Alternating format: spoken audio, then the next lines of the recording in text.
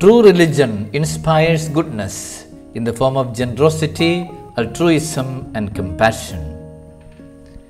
A man named Paul received an automobile from his brother as a Christmas present. When he came out of office, a street boy was walking around the shiny new car, admiring it. "Is this your car, mister?" he asked. Paul said, "Yes, my brother gave it to me for Christmas." The boy was astounded. "You mean your brother gave it to you and it did not cost you anything?" "Oh God, I wish." Paul knew what he was going to wish for. He was going to wish he had a brother like that. But what the boy said surprised him. "I wish," the boy went on, "that I could be a brother like that." Paul looked at the boy in astonishment, then impulsively added, "Would you like to take a ride in my automobile?" "Oh yes, I would love that." Paul smiled. He thought he knew what the boy wanted, that he could show his neighbors that he would ride home in a big automobile. But Paul was wrong again. "Will you stop where those 2 steps are?" the boy asked. He ran up the steps. In a few moments, Paul heard him coming back. He was carrying his little crippled brother. He sat him down on the bottom step, then sort of squeezed up against him and pointed to the car. "There it is, buddy, just like I told you. His brother gave it to him for Christmas and it did not cost him a cent.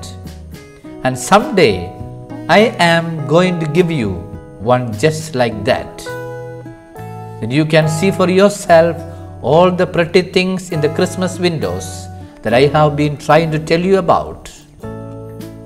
Paul got out and lifted the crippled boy to the front seat of the car.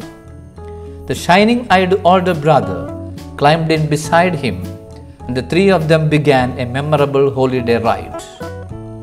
On that day, Paul learned what Jesus meant when he said, "It is more blessed to give than to receive." In the Gospel according to St. Mark chapter 12 verses 38 onwards, we read about a widow. We don't know even her name.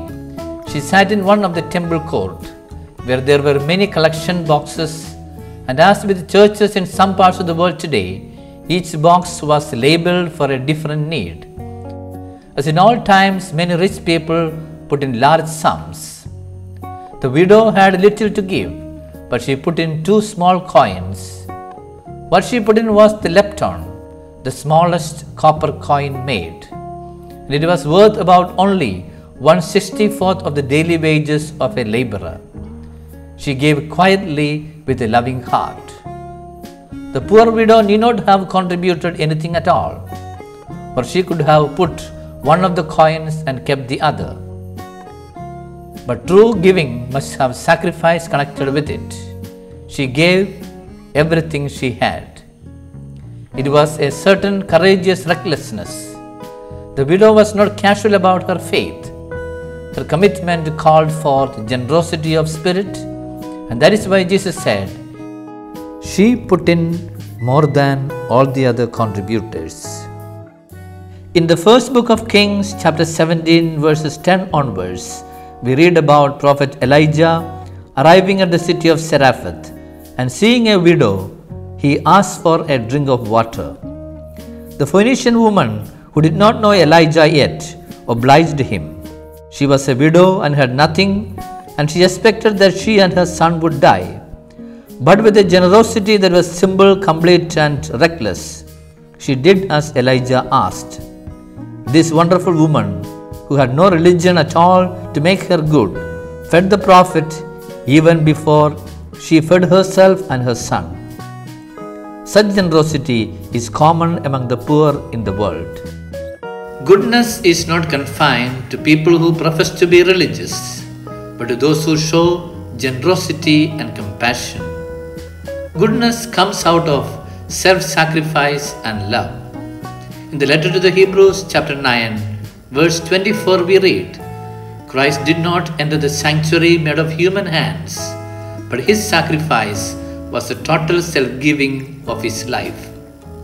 True practice of religion helps and motivates good people to practice love and self-giving. As good Christians, let us be generous to be a giver rather than a taker, to help and not to hinder, to build and not to tear down, to encourage and not to criticize, to be thoughtful and kind to one another after the example of Christ. Let us proclaim with the psalmist, "The Lord keeps his faith forever. He gives food to the hungry."